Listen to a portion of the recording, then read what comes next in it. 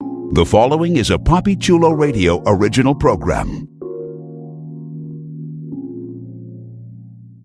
The views and opinions expressed in the commentaries and/or interviews in the following program are solely those of the individuals and are not views of Papi Chulo Radio, its parent, affiliate, or subsidiary companies.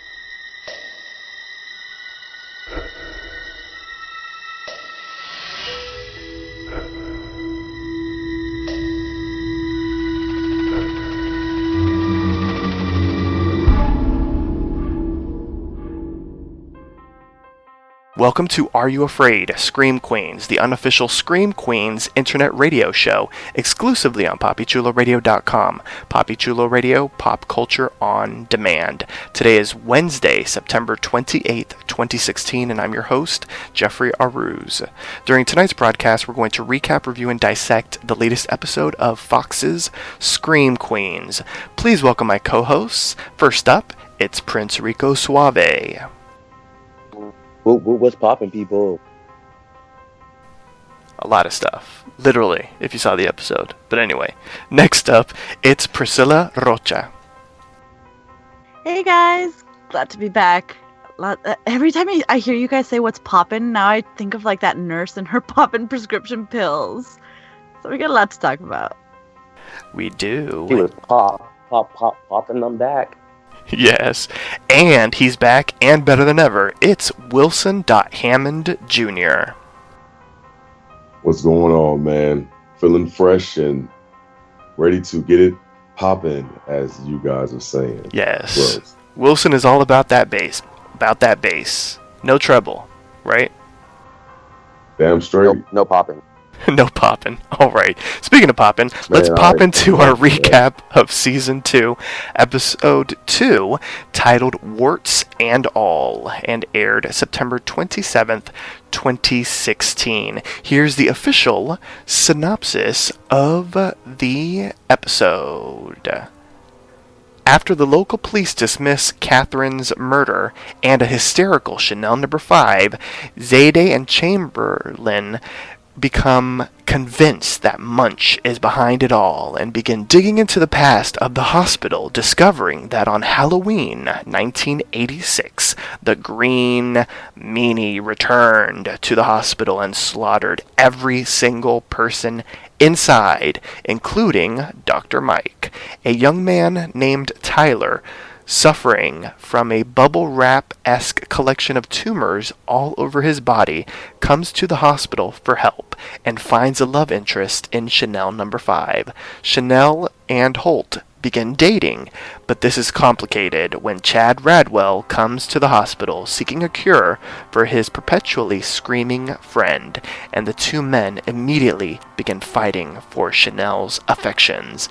Munch admits to Zayde and Chamberlain that she opened the hospital to find a cure for her own undiagnosable disease, and is later attacked by the slime-soaked Green Meanie, who escapes. Spooked, Munch calls in Special Agent Denise Hemphill to solve the case. Denise takes Munch and the Chanels to the maximum security institution where Hester is incarcerated, where they learn that Hester knows all of the details of the Green Meanie case and will divulge all the information she knows in exchange for a transfer to the Cure Institute and a set of long discontinued French cosmetics. Tyler, now Chanel No. 5's boyfriend, prepares to undergo surgery on his tumors, but is intercepted by the Green Meanie, who kills him with a high-intensity laser. Alright, a lot of stuff happened, people, so we gotta get deep into it, but we're going to start off with everyone's initial reaction to this episode. I'm really excited to chat about this episode, and we'll start off with our long-lost friend, Wilson. Chad Radwell. End of quote. Alright now. Yes. Oh my, I thought you were going to say Denise Hemphill, but like, Chad Radwell. Alright, Priscilla. Chad Radwell. Your initial thoughts, since Wilson kept it sweet and simple. Chanel number 5 is back. Thank God she didn't die. And that shower scene gave me life. Holy shit. I did not expect that from Scream Queens, but I should learn I shouldn't expect anything because I should expect everything. Me too. This is great. I love this episode. And Prince, what about you? Your initial reaction? Well, shout out to Quantico. That's back for its second season. Yes. Shout out to Denise Hemphill. Denise watches it, obviously. That's where she gets all her tricks. In another show. Well, they did that last season with hashtag Cahoots. I'm just saying. How to Get Away with Murder. Hashtag Cahoots. So yeah, Denise Hemphill gave me life. The shower scene gave me life. I'm kind of sad that they did Mike Colton Hayes that way. Poor Colton Hayes. You didn't expect him to die, though? Pretty sure. Yeah. Yeah, because we're not going deep in it. Yeah, that's it. We're good. Alright, now, I enjoyed the episode. I thought it was fun. You know, I didn't say this during our last recording, but when I watched the season premiere, I didn't realize how much I missed this show. Like, I was so happy to watch the premiere, and much the same way with this episode. Like, I look forward to seeing the new episode. I get excited to see the new episode. I get really happy when I'm watching the episode, and then I get sad when it's over, because I'm like, crap, you know, it's another week. Well, now it's going to be another 2 weeks until the next episode. This is such a fun show, and it's insane. Like, none of this would be able to happen in the real world. Although, with our current presidential election and people sort of liking an orange-tinged man, maybe this might actually be able to happen in the real world. Who the hell knows? But I just thought it was a very strong second episode to an incredibly strong second season. So I am here for it, and I'm really excited to have all of you here to chat about it with. But before we get into a thorough recap of the latest episode of Scream Queens, here's our announcer with a few reminders on how you can interact with us.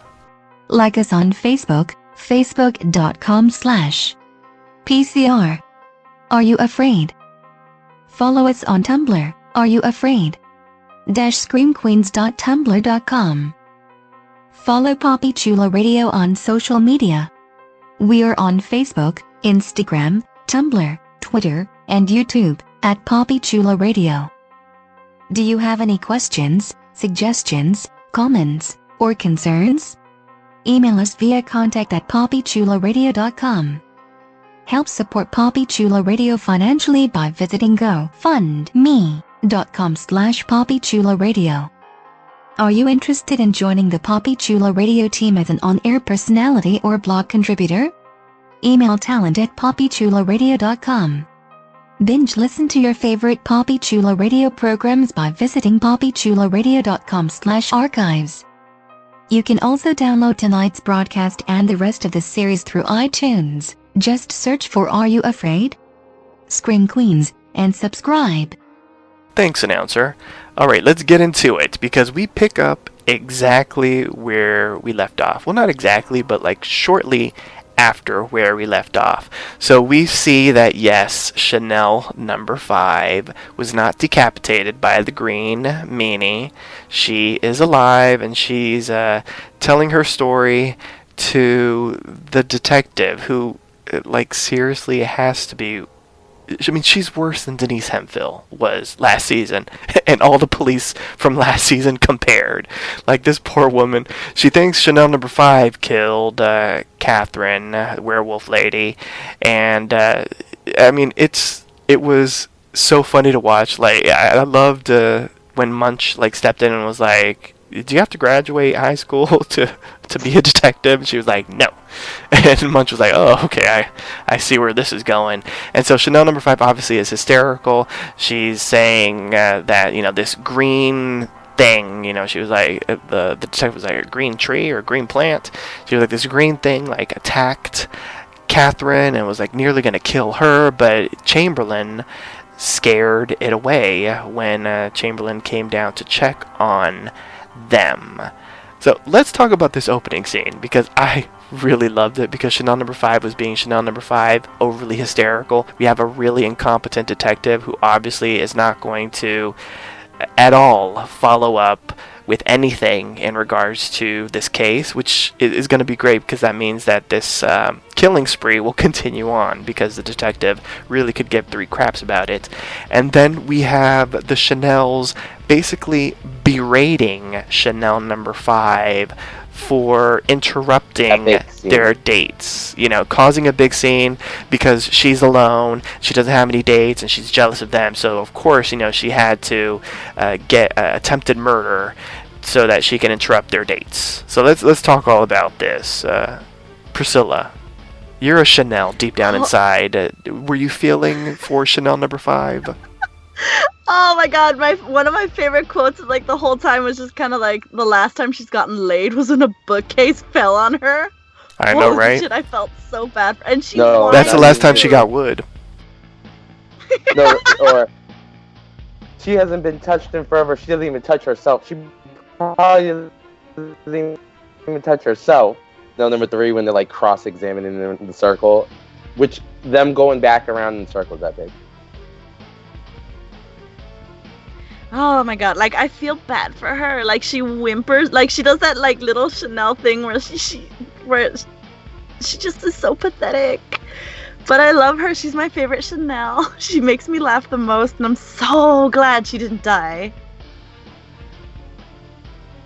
Yeah, me too. I really am glad. I'm super glad that she's alive, because she's like the butt of the joke the majority of the time, but it's so funny to see her be the butt of the joke. And whenever she gets hysterical, like, it kills me, because it's just like her voice gets all high and pitchy and whiny, and no one believes anything that she says, which I think is hilarious, because we obviously saw what happened, so we know that like she was nearly killed. And like the other two Chanels are like, really, like, is that the best that you could have done? Oh, that was definitely an epic scene, and it was just like the first scene, and just the way that the Chanels like circled her as they're like talking down to her was like so hilarious. I agree. Like, I'm trying to think. Oh, but you know what? Well, the suspect can't seem to get her story straight in the first place. I'm a little bitter. Yes. I'm a little bittersweet though about her surviving. That's my whole thing. Yeah, I am too. I mean, it definitely would have raised the stakes if they would have killed an OG character from the first season. But to be quite honest, I'm kind of glad that they didn't. And it's tough to say that, especially on a show like this, because we should be hoping for deaths, because it makes it unexpected. Like, we can't only have our recurring characters die, because then there really are no stakes on the show, because then, like, we know, okay, all the Chanels are going to live, Zayde's going to live, Munch is going to live, and they'll continue on to next season. We can't have that. Like, someone has to die, in my opinion. Or if they do that, they gotta make light of it. Like, they need to, like, make jokes about it, like, oh my gosh, you know, can you believe this is like the 30th time I nearly got killed, but I survived, or something like that. Yes. And which I could see them do. I also love but because she is alive, I do love that it seems like none of the killers ever care enough to even kill her. They kill everybody around her, but still, at the end of the day, like, even a second killer is like, yeah, you know what, you're not even worth it. And just leaves her there screaming. Yeah, that's true. Okay, so we're going to save the case of the week until towards the end because a lot of stuff happened that I really want to get to, and I definitely want to give enough time to discuss that storyline because I thought it was really interesting this week. So let's talk about Dean Munch. And she stops Zayday like halfway while she's in the hallway, and she's like, "Do you know any Papua New Guinean restaurants?" And Zayday's like, "No," and Zayday kind of found that a little bit suspicious, and so Zayday visits with Chamberlain, the candy striper, and he's like really interested in going out on a date with Zayday, but Zayday is like, "No, let's keep it cool, let's be friends," and all this kind of stuff. And Zayday confesses to him, though, that he's the only person that she can talk to, and she's suspicious on why Dean Munch poured all her money into this hospital, and not only pouring the money into the hospital, but pouring money into this hospital where they're only going to see like a handful of patients. They're seeing all these like really rare incurable cases, like making the incurable curable, and she's confused as to why they're doing this, and of course, like, why she even hired her and the Chanels. It just doesn't make sense. It's odd, basically. And she's also suspicious about the fact that Munch mentioned that she was in her office when Catherine and Number 5 were attacked, but she had already said goodnight to all of them for the night, so it was very weird. And so she feels that Munch hired the Chanels to pick them off one by one and basically enact her revenge on what had happened years before at the university with the Kappas. And so she's basically like, help me investigate, and she reiterates, this isn't a date, help me investigate. So continuing on with them, he ends up finding information about the hospital. Like, initially they're like, we should go to the library because initial internet searches proved basically futile. Like, there was like nothing on the web. Zayday was like, they must have hired this internet cleanup crew to like delete all of these like bad references about the hospital, because there's really only articles about the hospital, about its opening, but like there's like a huge chunk of like the 1980s where there's like no information about the hospital. So Chamberlain had gone to the library, and through microfiche that he found newspaper clippings from the 80s, and so they head on down to I don't know what you would call that area, like the basement, I guess, of the hospital. They called it records. Okay, the records area of the hospital. And they find out that there's an article dated November 1st, 1986.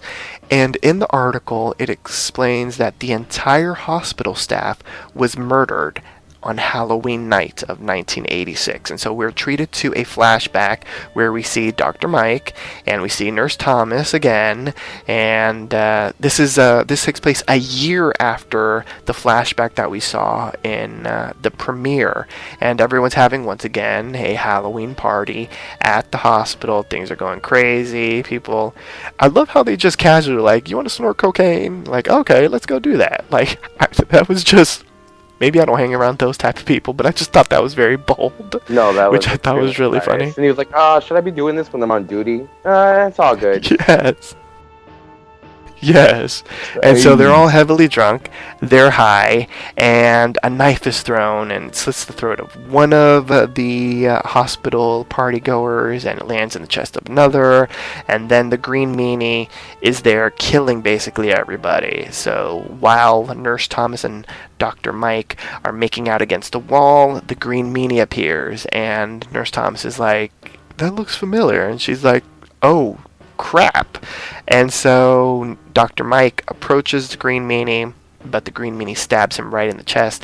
Like, he got gutted, like literally, like it was one of those things where like you stab him in the chest and then you use that hatchet or whatever, that machete that you stabbed right into him, and you pick him up off the ground and like make sure he's like, gutted his insides. It was spectacular, in my opinion. I felt like that was like that revenge murder, like because he's like the beginning of all this. He kind of got to like Yes. That brings into who you think the Green Meanie is at the time. Like, does he need revenge it or does. not? Like, it makes you suspicious. True. It does. I like what were you all thinking, and I'm looking forward to hearing everyone's guess as to who the Green Meanie is at the end, because we got a lot of clues and stuff in this episode. And so Nurse Thomas obviously screams, she runs away, and she's running just as fast as she can. And y'all didn't pick up on that? Yeah, Well, that was shuffling. That was like a little Uranus shuffle. Y'all didn't pick up on terrible. it. That's a line from I Think We're Alone Now, the song that was playing as she's getting murdered. So she was running just as fast as she could, and I think she's alone now because everyone in the hospital was killed. Like, she was killed, and every one of the party goers was killed. It was spectacular. And so Chamberlain says to Zayday that the killer was never apprehended, and that no one knows the identity of the killer either. So that was interesting. And as they're walking back from, checking out the microfiche, they're stopped by our homegirl, I Am Hoffel, Ingrid, and she's high from her overconsumption of pills, and she asks Zayday if she knows the schedule of the Chanels, because she wants to keep track of them. And she's like, well, does that mean you also need my schedule? And she's like, oh, okay. But the truth ends up coming out that she wants to track them because she believes that they're idiots and they're not made for the medical field. And so Zayday, isn't convinced, and she's like, I'm not going to help you because obviously you're doing some shady stuff. And so Ingrid throws her pills at her and says, if she won't help her, someone else will. So I'm kind of curious to ask, because Wilson was not here for our premiere. What do you think of Nurse Hoffel? She's awesome. I love that shit. She said, hold my supplements. Yes, I love how she called them supplements. That's classic. No, I mean, she's nuts. So I want to see what she's got like up her sleeve. I don't think, she's definitely off her rocker though. Like, it's good to see somebody like that high, yet that aware of what's going on. Like, I don't know, man. Like, she might be the most sober one there because she's the most high, if that makes any sense. Yeah. Yes. I know exactly what you're talking about.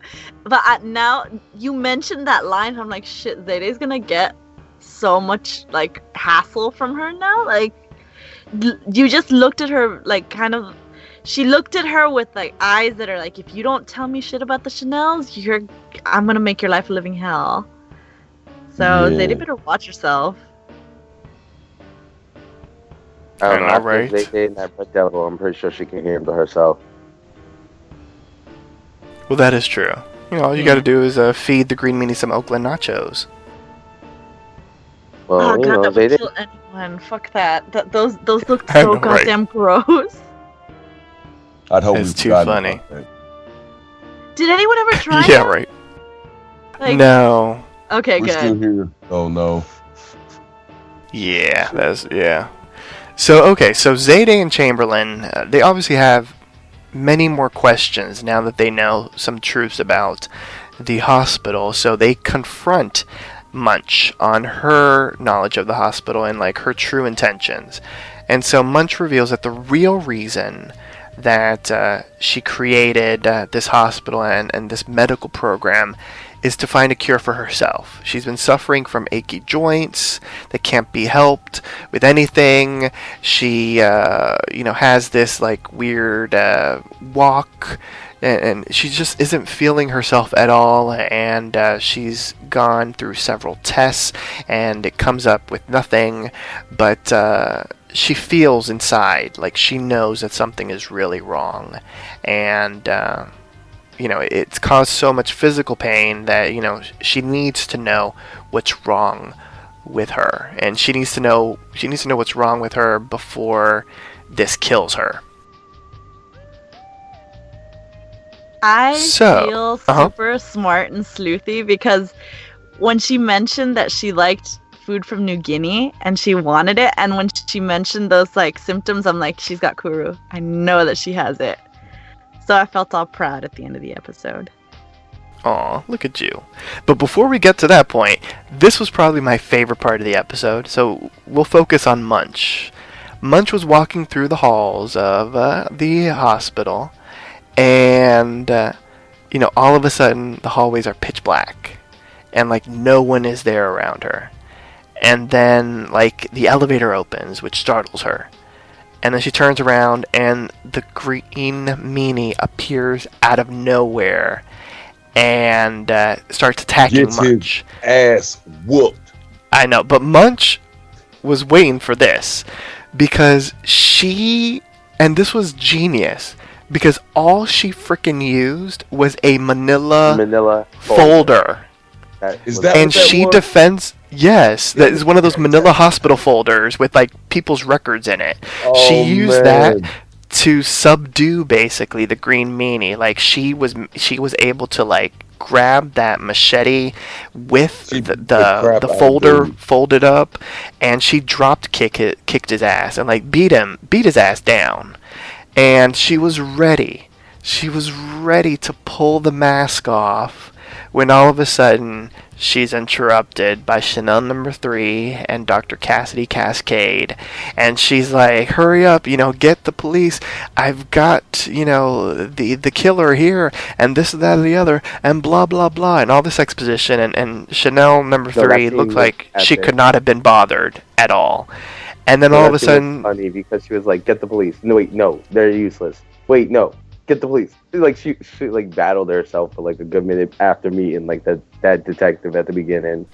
yes, and then we hear the ding, and she looks up, and she sees that the green meanie has escaped. And then she gives probably one of the best lines ever. She was like, you idiots, like, why the hell didn't you listen to me? Like, the next time anyone is ready to take the mask off of anybody, like, don't interrupt them. Like, focus on taking off the mask, which I thought was hilarious. No, that was funny because it's like the typical pattern in like any unmasking. Like right when the unmasking's gonna happen, someone runs into the room and like the person escapes.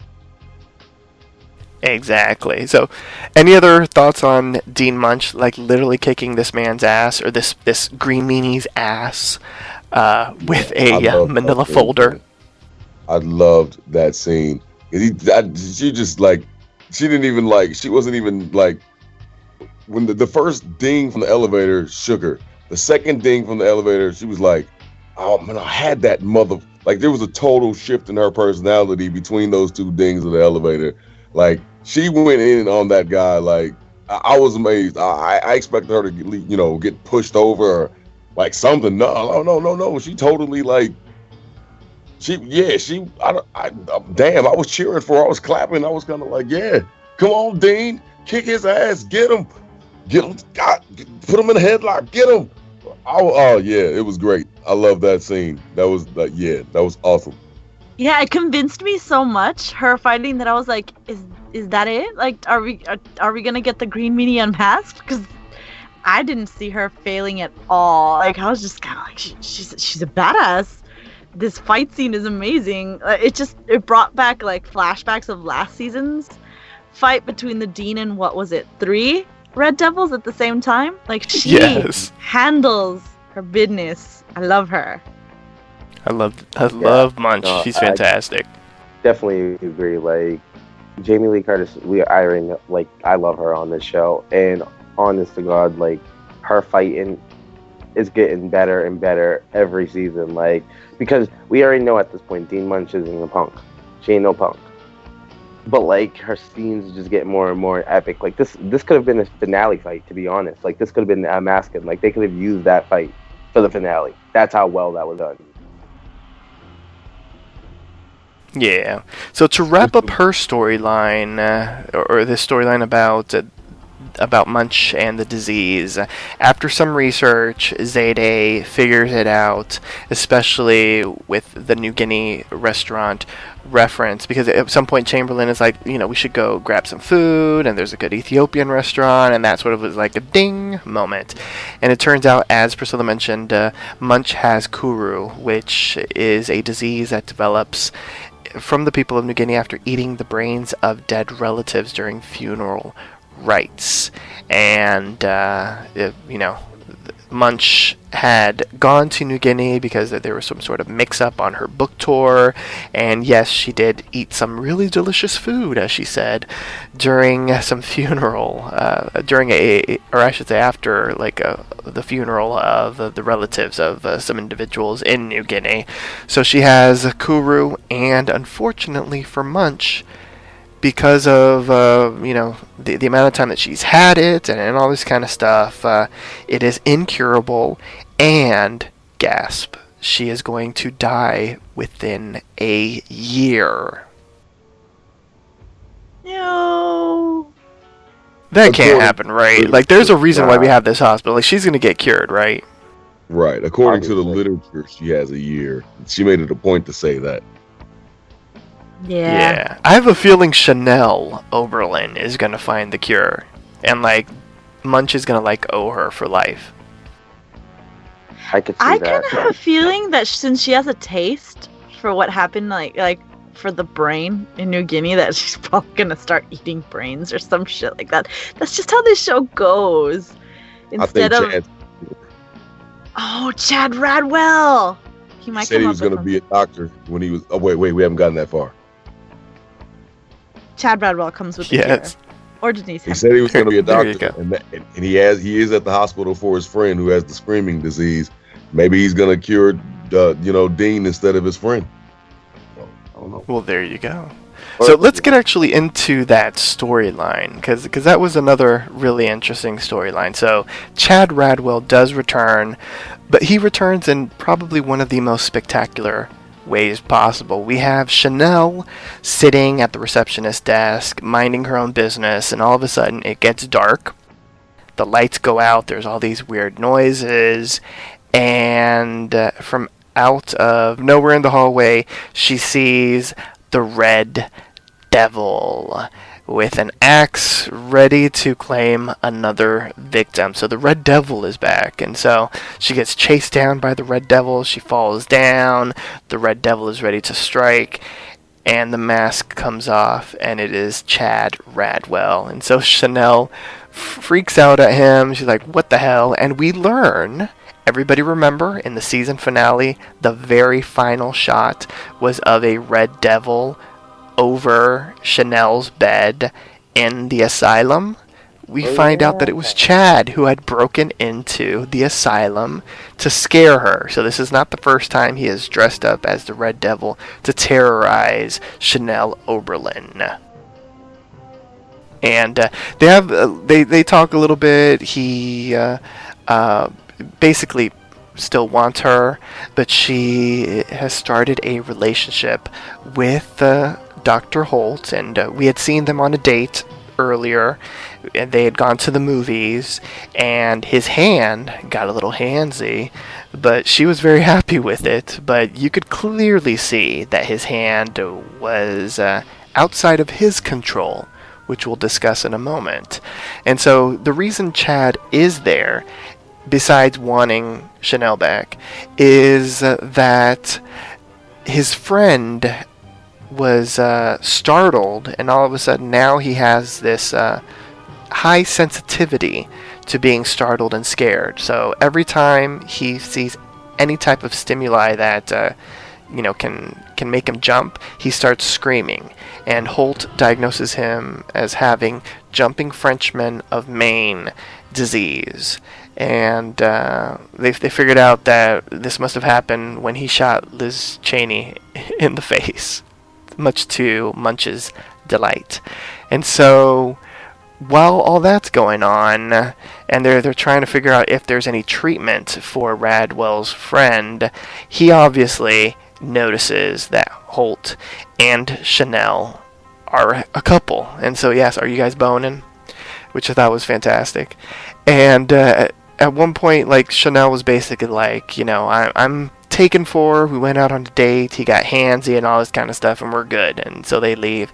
And then one of my favorite parts was when he turned over to Munch and was like, you want to have some revenge sex? Right. Which I think we all forget that he was banging the Dean back in the day. So he was banging everyone back in the day. Chanel Well, that's 2, true, too. Chanel number 3, Chanel number 5.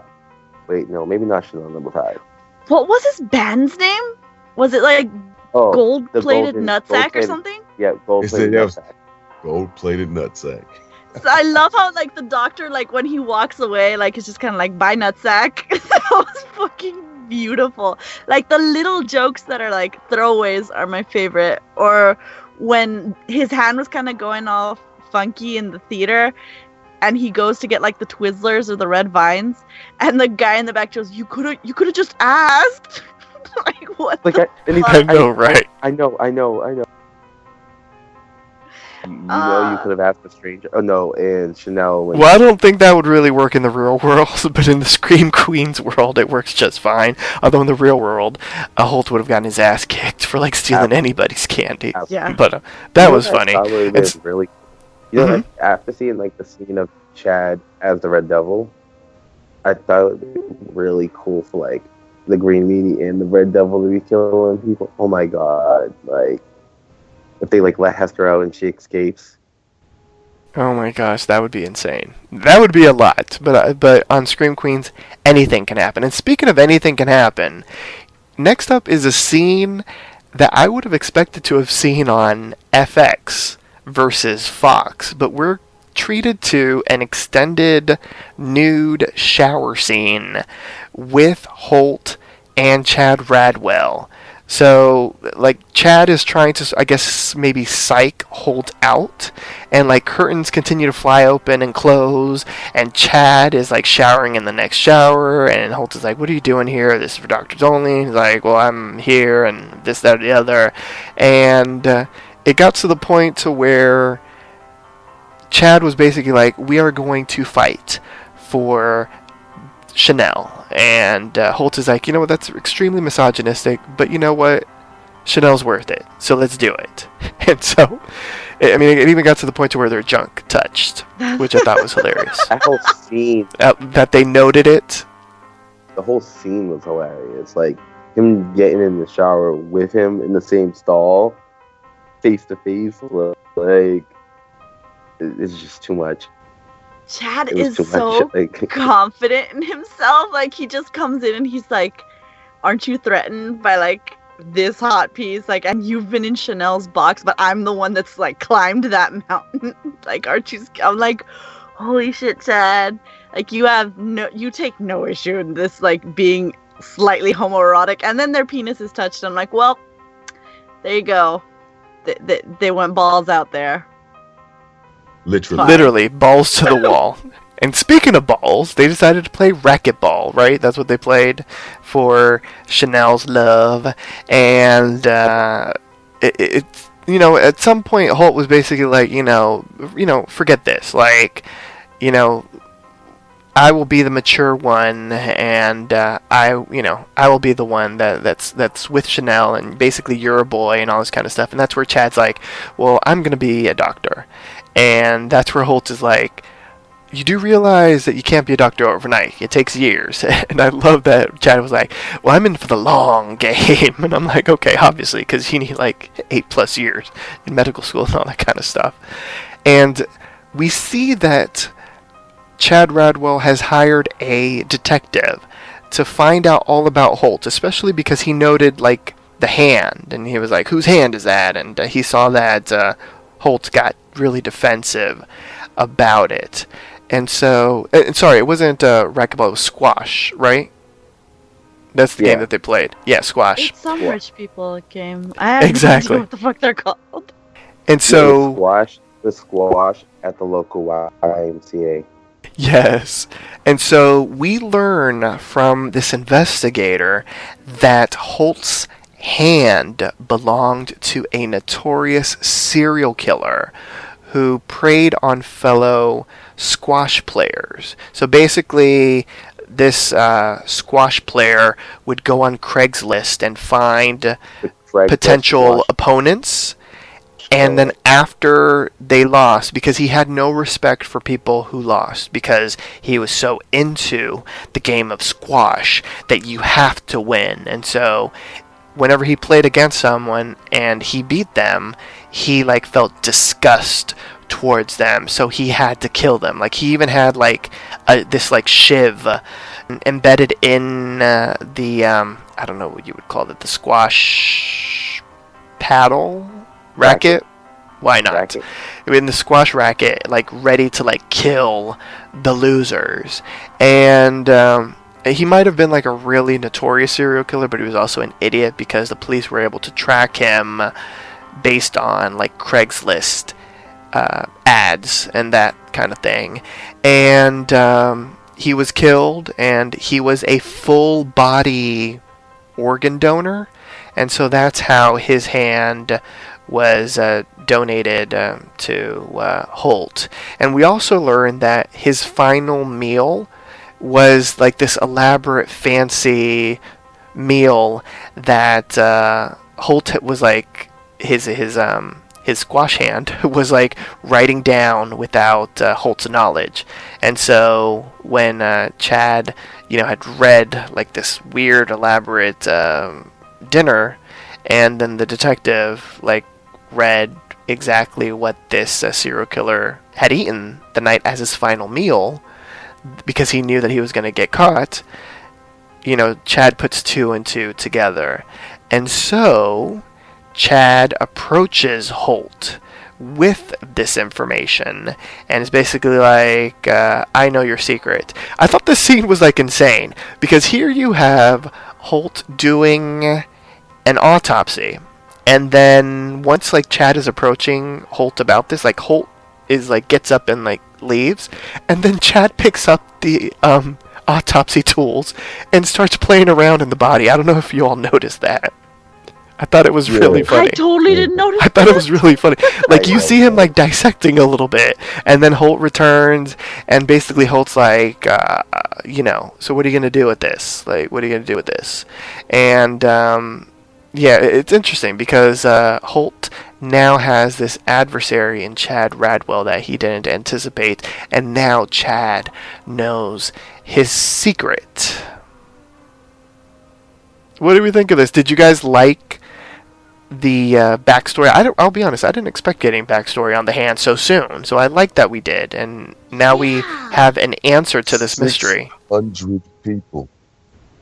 The squash player dude, he literally killed all the other squash players in America.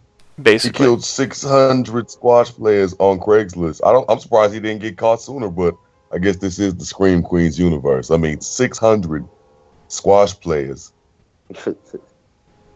Where did you find that? Craigslist. Takes like all the squash players are on Craigslist. But yeah, like killer. You guys don't remember the Craigslist killer?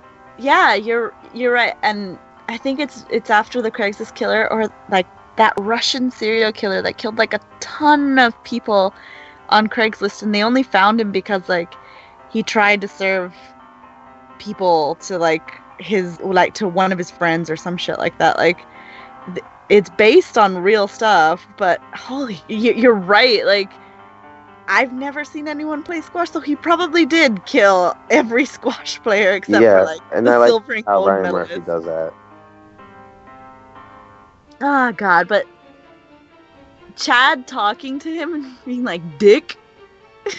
And he's like, no, I'm not calling you Dick because of your name, I'm calling that because you're late.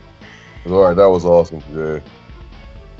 And he stole And that scene where why was he so close to him, like agreeing to him? Why was he like nodding within like 2 inches of his face?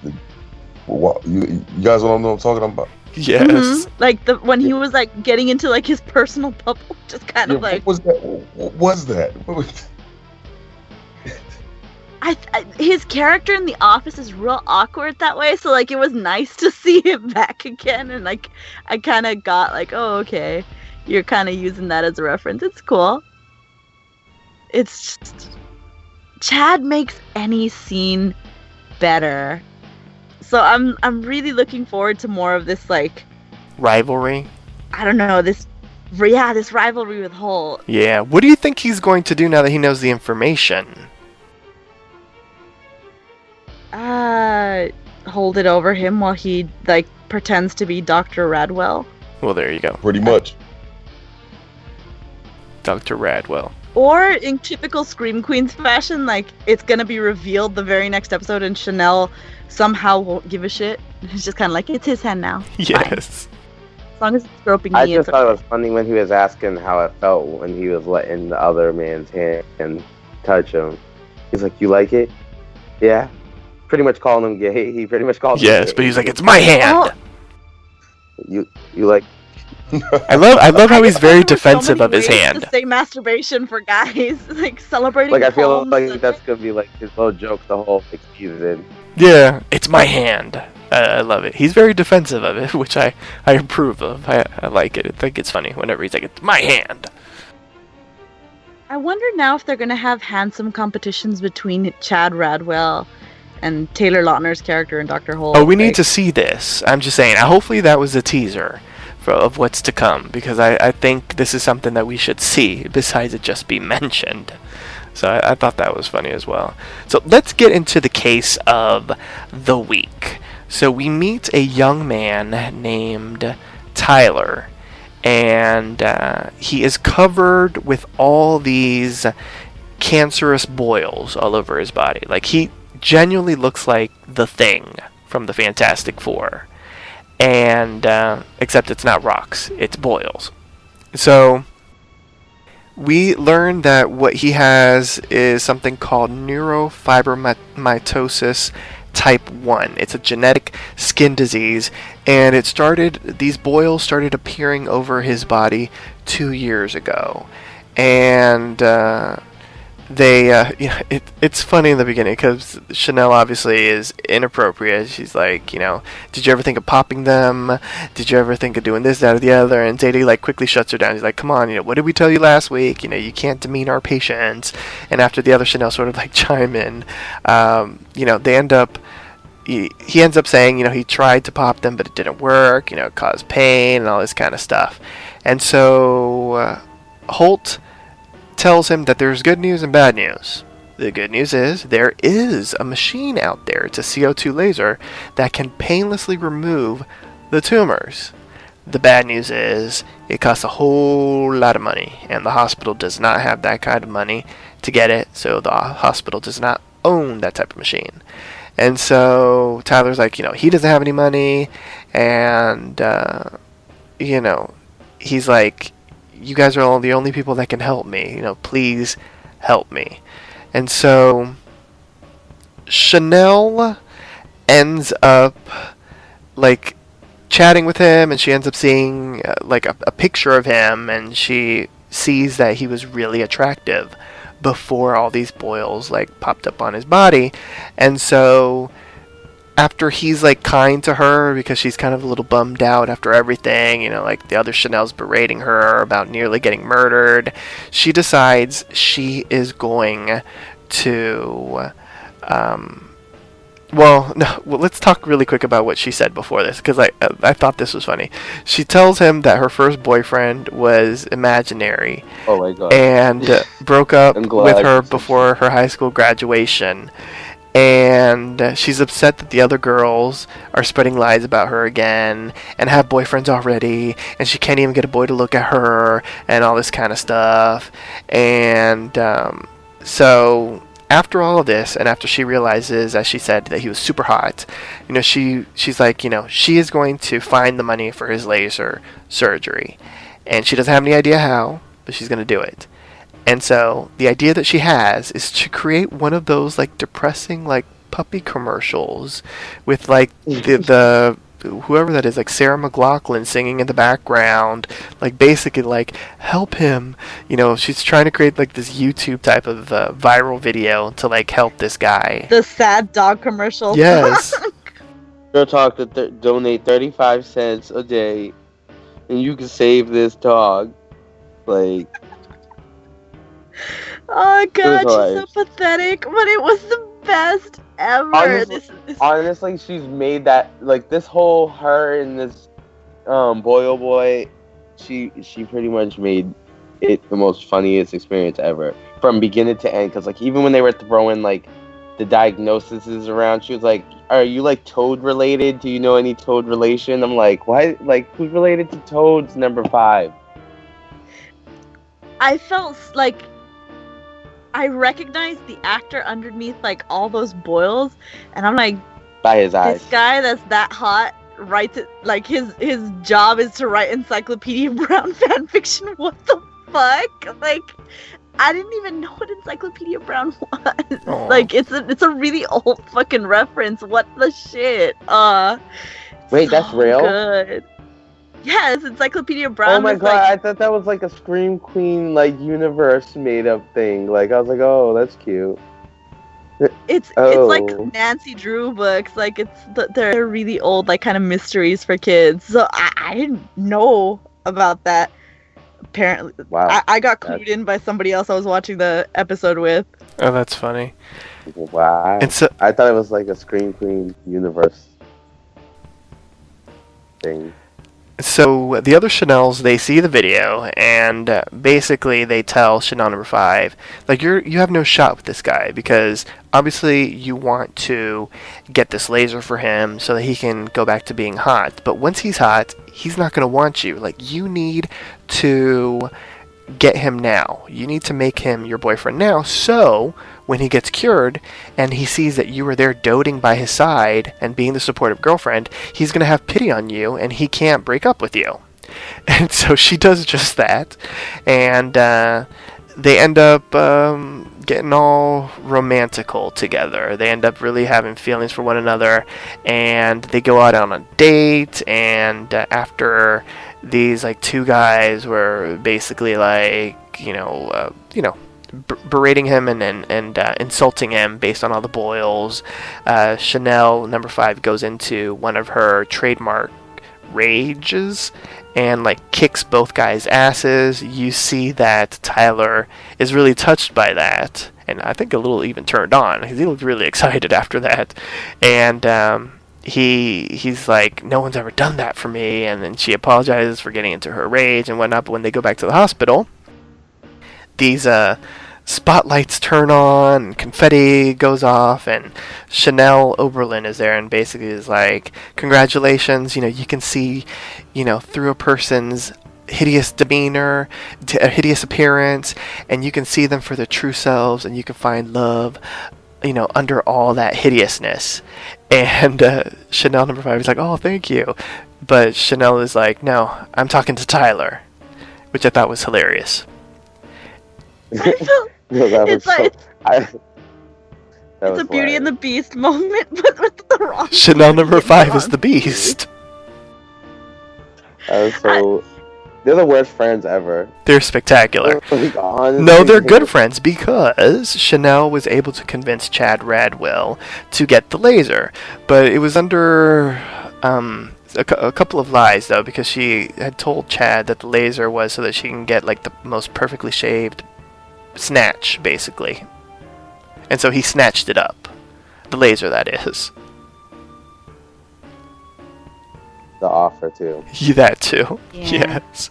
And so the laser's there and ready to go. And so in the final scene of this patient storyline, Tyler and Chanel number 5 are FaceTiming, and he's really excited because he's going to get the procedure done.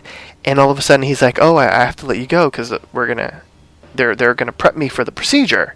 And Chanel's number 5 is like, but no, you're supposed to have the procedure tomorrow. And he's like, well, I guess they might have bumped up the surgery. And so the other Chanels arrive, and Chanel number 5 is like, is Tyler's surgery tomorrow? Did they move it up tonight?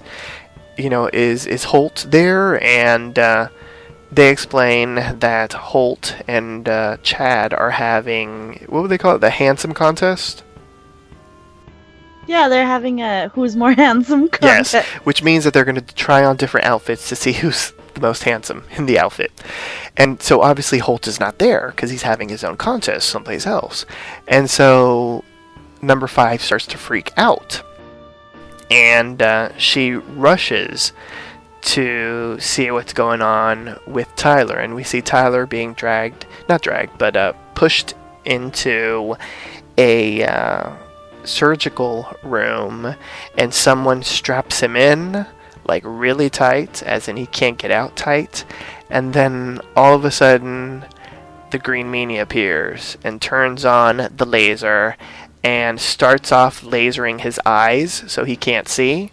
And then was it that he used the laser to like slice him up, or did he have something else? Because I couldn't really tell because it was like he used the laser.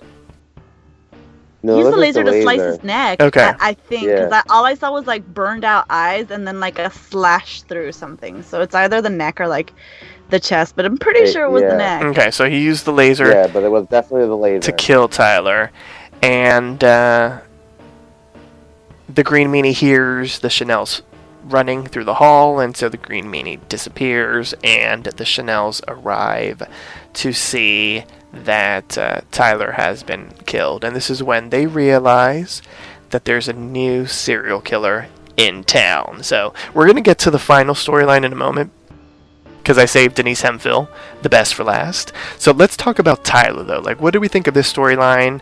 Are we sad that it seems as if the new patients are going to get killed on a weekly basis? Well, yeah. Although Randall did You survive told- to scream another day. Well, yeah, Randall's the only one. But like I said, like I'm gonna need a group of patients then if you're gonna just be killing the patient off every episode. Cause I like Colton Hayes. I kind of wanted to see more of him, not because of Chanel number 5's sake, but just actually, I think they would have been Chanel number 5 would have been way funnier if he was still around. See, that's as soon as he started reciprocating and saying like no, like that was like the best thing ever.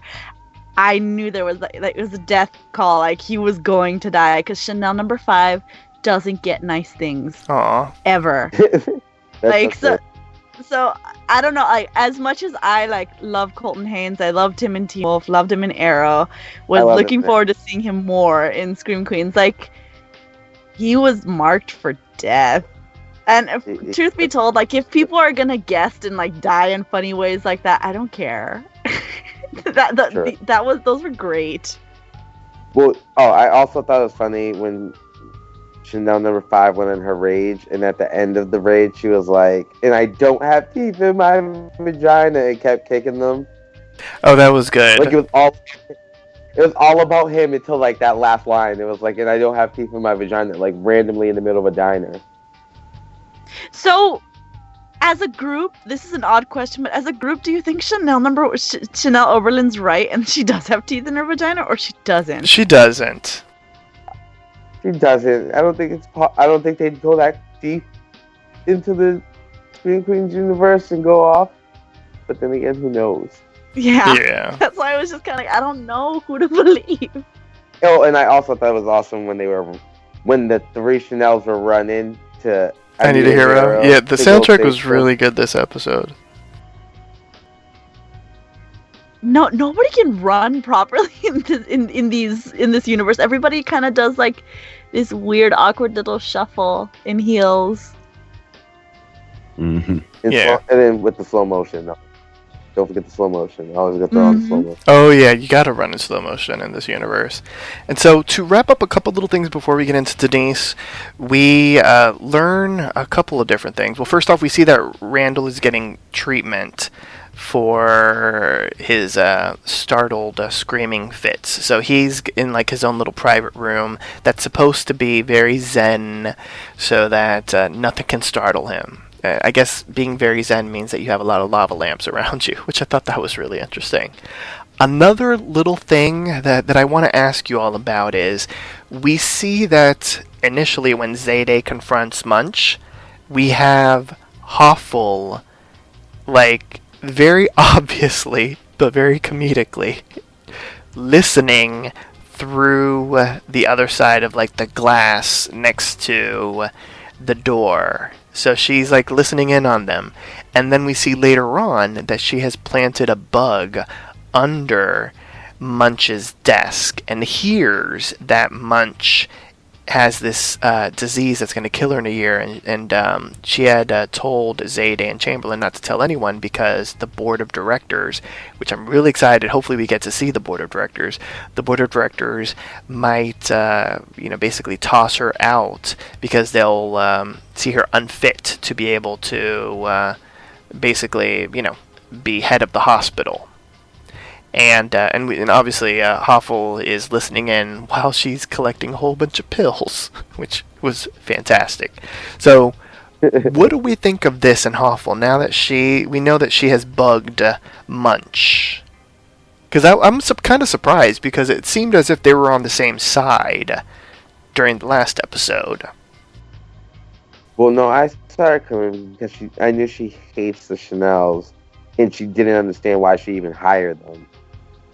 So I figured if she could get rid of the Chanel, she was gonna do it at any cost. Yeah, I felt like she was playing her own game, like, because remember, like the dean was like, well, do whatever you'd like with them, and she's like, she just mentioned something in passing and like gave a glare and walked away. So I'm like, there's something up with this lady. There's more to her. Yeah, I'm mad that they didn't use the same sound effect that they used for her last week. Although maybe they only saved that sound effect when she runs into the Chanels, and she didn't run into the Chanels this episode. But they had that weird screeching noise during the premiere, which I loved. I thought was funny. Yeah, I kind of liked the fact that she was in the pharmaceuticals section and just taking a whole bunch of pills and stuffing them down her shirt. It's the little jokes. That's the thing. She's a drug addict, so she's going to be her paranoia is kind of justified too. So they go, She sees How does more. she get a bug? You're exactly right. She sees more than she sees the whole picture and what's going on, and obviously she keeps a level eye out for an ear out for what's going on, considering she's bugged the dean's office. So I wouldn't be surprised if we'll get to it with theorizing, but yeah, keeping an eye out on her. Well, speaking of theorizing, while we're still on this episode, I do have a question. So when Colton Hayes' character Tyler was getting dragged into the surgery room, I kind of feel like this was when they kind of introduced maybe a possibility of an accomplice? Yes, we were going to talk about that. Feel free to mention it now. Yeah, absolutely. Because are you talking about what I noticed too, that it seemed as if someone else strapped him in? Yes, and was rolling the cart. Like, wouldn't you notice if this big green thing was rolling your cart around? Yeah. Yeah. He would have spazzed out on the FaceTime. So I figured someone's rolling the cart. He felt comfortable with the person, knew who the person was, and then it escalated. The green meanie popped up. Yeah. Or that could be explained away because obviously this is Scream Queens and time is no longer relative, I guess. Maybe that same person that pushed them in, when they walked away, they quickly put on the green meanie disguise, maybe? All I know is he might have died because he's patient of the week. He might have died because he knew more, because remember, he told his Encyclopedia Brown people, and they figured out what was going on. Yeah, he said he did. He said something about. I heard that as well. He said he kind of had a clue on something, and then he gets killed. Yeah. Everything's happening super early. There's already people who have theories about it. We're already unveiling reasonings behind crazy hands Hashtag or reasons. Almost unmasking the villain. It was a pretty epic episode. I agree. I liked it. So we kind of got that too. Their episode 3, the first one though, because that's when Sam got murdered, and she was I knew it was you type crap. Yeah. At this But point, Deaf Taylor Swift got killed, right? Because that was the second episode, I think. Yeah, but No, remember that we was got our premiere. that was Death So- of First. Well, That remember, it was a premiere. 2-hour premiere. That was in the second Oh, hour. Yeah. You're right. Yeah, we got the same two. We got 2 episodes the first time, and then by the second time we would be airing, Sam was like, "I knew it was you." Yeah, so that would have been episode 3. So they're doing things a little bit quicker, which isn't bad. So, okay, let's talk about what I think had to have been one of our favorite parts of the episode, because Munch, obviously, after experiencing the local detectives, calls in Special Agent all the way from Quantico, Denise Hemphill. And she's like, I need your help. It seems like we have this killer. We need to find out who this killer is. And Denise is like, okay, we're going to use my Quantico skills. I will figure out who it is. It's all about, what did she say? It wasn't first impressions. What was the exact words that she used? Does anyone remember? Your instinct. Your like, instinct. Use your gut. instinct. Because she was like, I knew when I met Zayday Williams, and I'm like, she's still on this thing about Zayday, which kills me. Said she was a bad hoe. No, she says, this bitch right here is a stone cold hoe. Oh. Which was the Yeah, best so line. ho-ho. Because she was like, when I met Zayday Williams, I'm like, why are you still stuck on Zayday? But basically, she's like, she knows how they're going to figure out who this killer is, because they got to get into the mind of a killer. So Denise, Special Agent Denise, she ends up taking Munch and Chanel Oberlin and Chanel number 3 to this maximum security asylum, let's call it, or prison, where the criminally insane are. And as they're walking through the hall, this diapered up man celebrating his birthday, maybe, or at least with some cake, ends up throwing the cake at Chanel Oberlin. I don't know if y'all saw, but Chanel number 3, grabbed some of the frosting from her hair and ate it. And she eats it. Yes. Eats it, yes. Yo, she's real tough. No, Chanel number 3 is a I bring her freak. up to number 3. She's freaking crazy. Yes. She really is. She really is, literally. She's like, eat the... Yes. And so they're there with the crazies, and at the end of the hall is the person who I'm, for the rest of the season, going to be calling Hannibal Hester. So we've got Hannibal Hester, and she says hello to everybody, and Chanel compliments the drawings that she has on her wall, pasted against her wall, and she's like, these are from my memories, because I don't have a window here. And Hannibal Hester's like, I know why you guys are here. You trying to compliment my artwork and all that kind of stuff. You all are trying to get chummy with me because you guys want information. You guys want to know what's going on in that hospital. And so she starts spewing all these facts. She's like, I know about the green meanie. I know that the werewolf lady died. I know that you all are getting attacked. I know what's going on. But did y'all know about what happened in 1985? And this, that, or the other. And they're all like, well, tell us who the killer is. You obviously know. You have all this information that you couldn't possibly have. You know who the killer is. Tell us who the killer is. And Hannibal Hester's like, you know what? I'll give you the information, but I need a little something. I want to be transferred to the Cure Institute. I want to have my own room with a window, and I need all of these beauty products that are discontinued, that will make my face shine and my face pop and all this kind of stuff. And so Denise is like, ain't nobody got time for that. You better take this chapstick and make it work. And then Hannibal Hester ends up hitting the chapstick through the little hole where she communicates, and she ends up giving them the list. And it's just, I thought it was spectacular. I think for everyone out there that thought Lea Michele was going to be stuck in the Rachel Berry role, you obviously have not seen Scream Queens, because she has been killing it. I love seeing Hannibal Hester. I got that pun. She's been killing it. Yes, literally. I have to see how see how it goes. Right now, she brought it. I like seeing her in her even more crazier than before. I like her and But I guess Denise, because I'm trying to remember. I don't think they really interacted last season as much. And, like, this is now the second episode where her scenes are with Denise. I like Denise interacting with Hannibal Hester. I like their reactions to each other. I think it's really funny. Like, they work really well together. Yeah. Yeah, no, I think you're right. Don't remember any real scenes of the two of them. So watching them interact, because just watching Denise interact with everybody is hilarious, but watching her interact with, like, pure craziness is epic.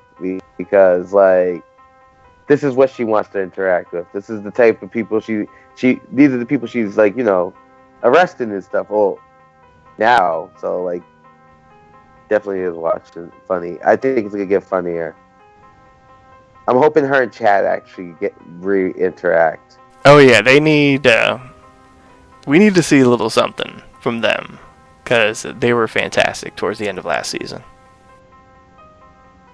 They need closure. They do. They can't stick to the rivers and the lakes that they used to. Best breakup ever. Yes, it really was. Good grief. So we'll see what ends up happening with this next time, I guess, because that was an interesting sort of deal that Hannibal Hester gave Denise, and we'll see if they take her up on it. My logic on that is, though, if she knows everything, that would mean that the person was in there with her at some point. Or the person visited her at some point. Oh.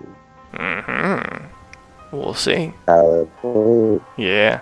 So right now, though, it's time for the MVP, the most valuable player, the character that impressed you the most, and why.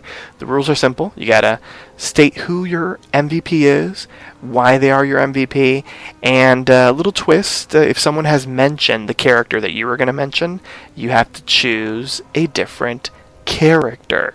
So we'll go easy on him since he was not here for the premiere. Wilson, who is your MVP this episode and why?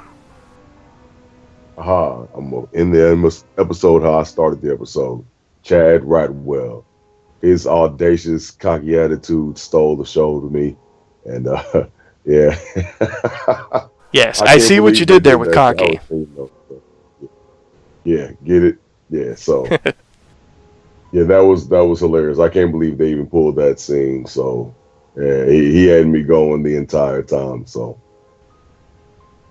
all right, yeah, I'm gonna go with Chad Radwell. Yeah. Priscilla, your MVP and why?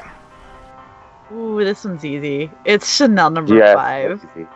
And I knew oh that. my god, like, from being super grateful that she's alive to that weird interaction where the police didn't really believe her, but then didn't really care about the case anyway, so they threw it out.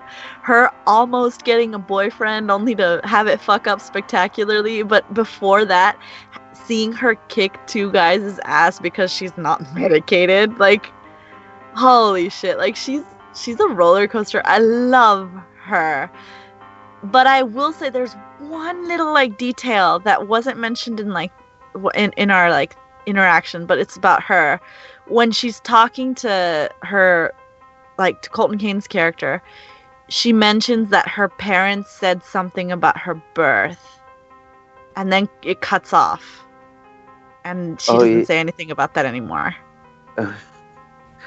Yeah, so I don't know if that's a throwaway line or if that like means anything more. Yeah, like, well, her parents like, did. Wasn't it something that they said during she was a doctor or something last season? For last season, yeah. Okay, I hope it's that then. But then she wasn't. It was like some confusing thing. Like, that's what she was talking about. Like, how, like, they didn't love her, but then she was, I don't know, but yeah, I know what you're talking about.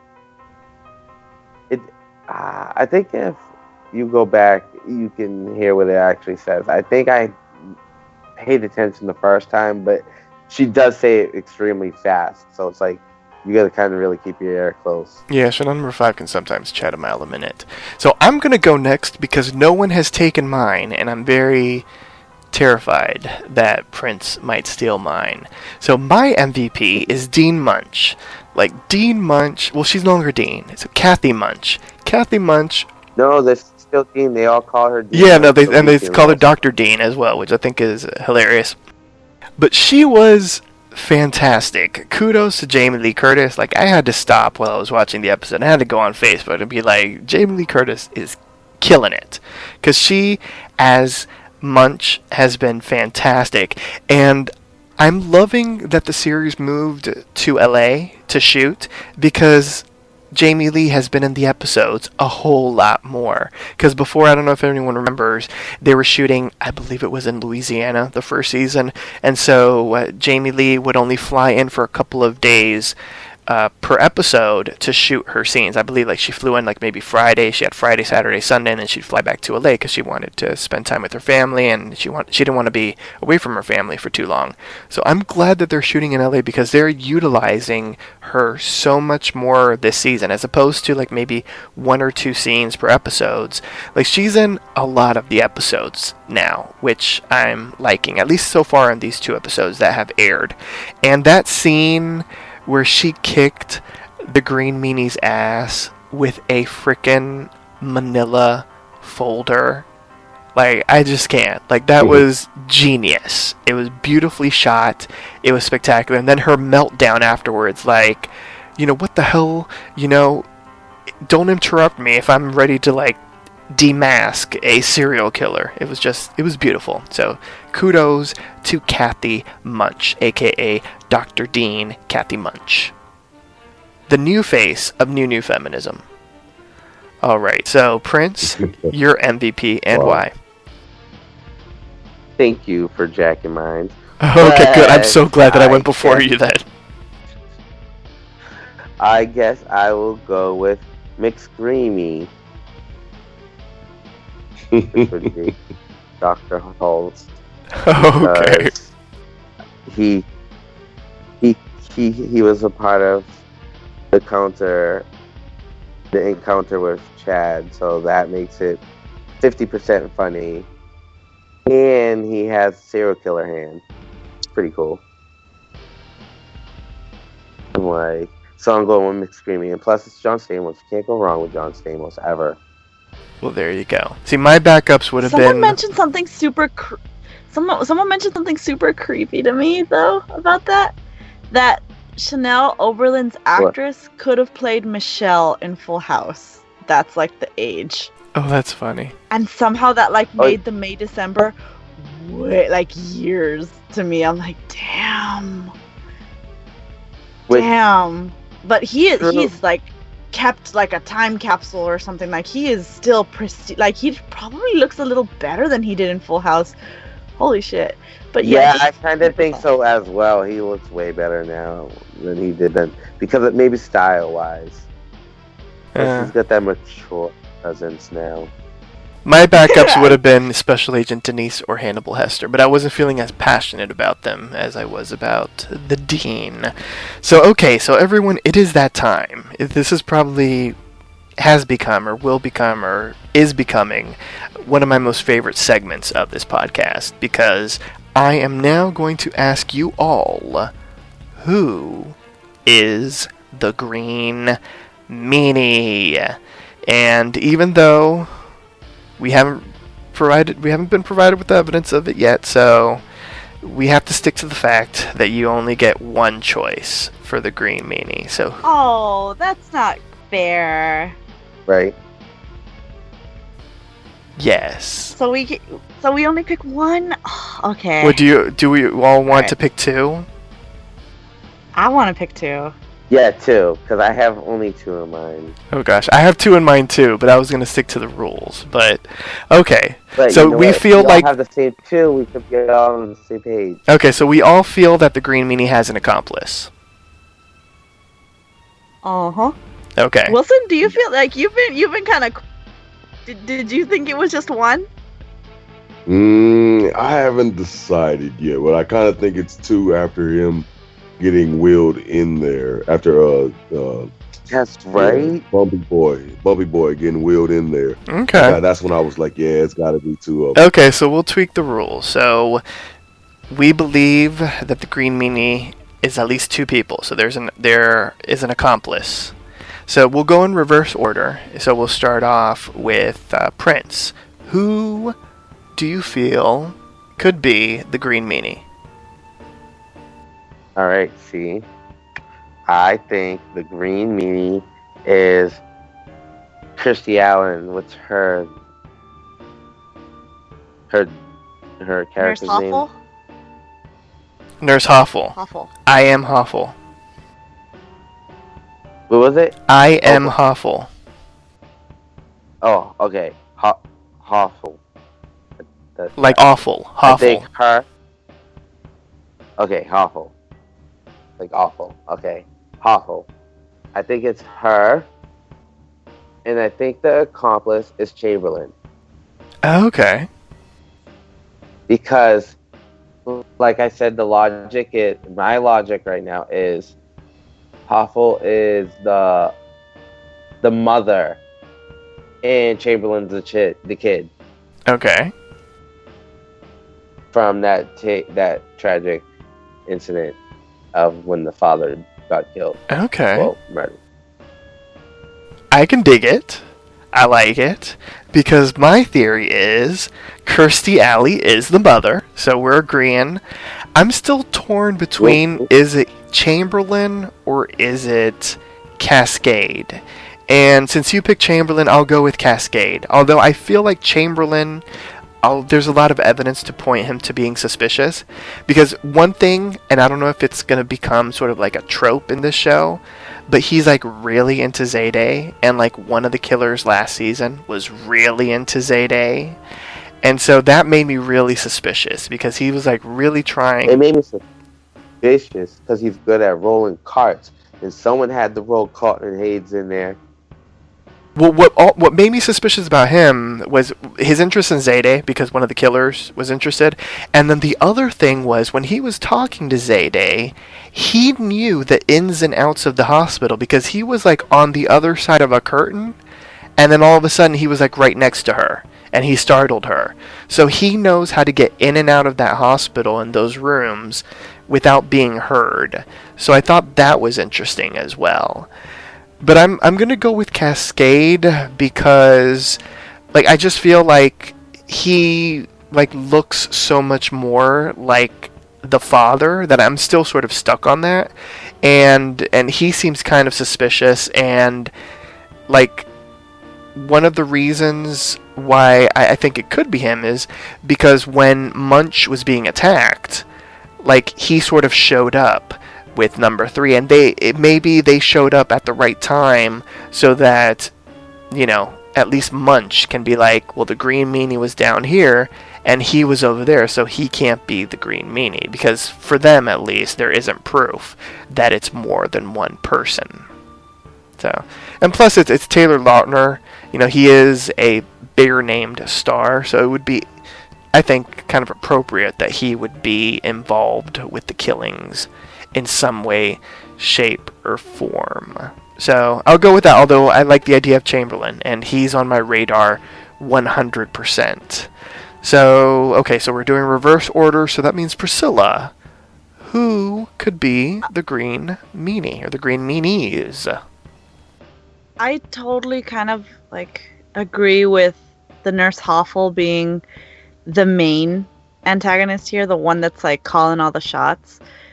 But if I'd have to say who like the son is, because I'm thinking the kid, the baby, the son should be Dr. Cassidy Cascade, because his alibis don't necessarily like stick very well. Not to mention, I don't know, like that whole like resemblance. You're right, it's there. Taylor Lautner is a bigger character, so to have him be the guy, like the monster of the season, like would be epic. And I don't know, it's just this feeling I get around him that like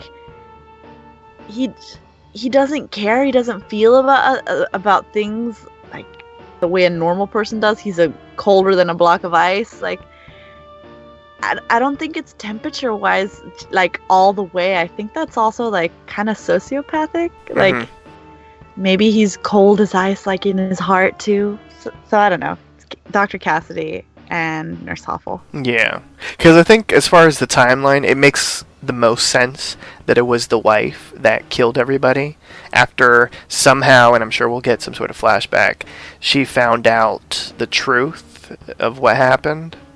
So I think we can all agree that the person that killed everybody in the flashback was the wife. Oh, definitely. There's only one thing that makes me doubt that is that the person had the strength to be able to lift up Jerry O'Connell's Okay, well, yeah, doctor. that is true too. But this is Scream Queens, so Right, I was about to say, this is Scream Queen universe. if like, all seven Nassim girls could have kill all three. everybody dressed up as a red devil, why not the wife? Like Jonas Yeah. at the time, before the muscles. There you go. And so Wilson, fill us in. Who do you think the Green Meanie could be? I'm gonna have to go with the general consensus. I'm thinking Nurse Hoffel and Cascade, but then I was also thinking that I keep calling them Fluffy. Chamberlain? Chamberlain. Chamberlain Yeah. Fluffy. I think Oh, gosh. Chamberlain's got. I mean, who's really a candy striper anyway? I mean, this guy's got something going on, like, and like, you didn't mention something I noticed too, like how quick he was of moving around the hospital without being heard. Yeah, that was hella I knew, suspicious. You know, I had already gone to get the microfiche, and guess what? I Yeah, already know like- where the record. Yeah, I didn't mention that. You're absolutely right. yes. He, like, it's almost as if he wanted Zayday to, like, know about all this stuff. To, like, almost as if maybe to, like, make him not seem Zayday culpable. don't go to the library. Chamberlain brings the library to Zayday. Yeah, Like, I what? thought that was Why could- suspicious too. That all of a sudden he had done all this research without her, and that kind of thing. It's suspicious. I mean, they're doing a good job at making those two like hella suspicious. And realistically, like, come on, what? I don't know about hospitals over there, but in Boston, we don't have no guy that's walking around bringing candy to people's rooms. They're candy stripers. Usually, they're people in high school, Yeah, though. I think, or they're older people. And maybe him and Cascade are best friends. They grew up together in the hospital because his mom was a nurse. There you go. And you know, he's like, hey, I got you. I'll help you out, whatever you need. There you go. That could be a twist. They could both be the Green Meanies, Maybe and they could be. Kirstie Alley is just a pill popping nurse. Well, there's 3 green meat. Maybe There's she's a 3 Green Red Meanie. Devils Maybe last that's why time. she So couldn't fight. Maybe that's why Dean Munch was able to get the best of her, because she was too high. Well, there you go. Or maybe she uses the pills Like for I her said- strength. like I said, there was 3 Worst Red of Devils them. last time. You never know. We could have 3 green meanies. That's true. But we don't know that Or we could have yet. 4 green meanies. Yeah, there could be more this season. It's season 2, bigger, don't better. know. Right? We don't know. It could be anybody. It could be all of them. They could be taking turns. It could be that Stone Cold Ho, Zayday Williams. Always that Stone Cold Jose Day Williams. Yes, I knew We about her. still have not found out her background except her grandma, so You maybe. do know her background. She's a Stone Cold hoe. That's her background. Yes. Oh, Denise, with her vendetta against Zayday Williams. But on that note, join us in 2 weeks for a brand new installment of Are You Afraid? Scream Queens. Once again, here's our announcer to remind you on how you can interact with us. Binge listen to your favorite Poppy Chula Radio programs by visiting poppychularadio.com/archives. You can also download tonight's broadcast and the rest of the series through iTunes. Just search for Are You Afraid? Scream Queens, and subscribe. Like us on Facebook, facebook.com/PCR. Are You Afraid? Follow us on Tumblr, Are You Afraid? poppy-screamqueens.tumblr.com. Follow Poppy Chula Radio on social media. We are on Facebook, Instagram, Tumblr, Twitter, and YouTube at Poppy Chula Radio. Do you have any questions, suggestions, comments, or concerns? Email us via contact@poppychularadio.com. Help support Poppy Chula Radio financially by visiting gofundme.com/poppychularadio. Are you interested in joining the Poppy Chula Radio team as an on-air personality or blog contributor? Email talent@poppychularadio.com. Thanks, announcer. Co-hosts, please wish listeners a good night. Good night, Green Meanies. Good night. Buenas noches. Don't pop those pimples. Oh gosh. Thanks for tuning in. Download new episodes of Are You Afraid Scream Queens every Thursday via iTunes and the Poppy Chula Radio archives. New episodes stream via poppychularadio.com every Thursday at 9 p.m. Eastern, 6 p.m. Pacific. Good night.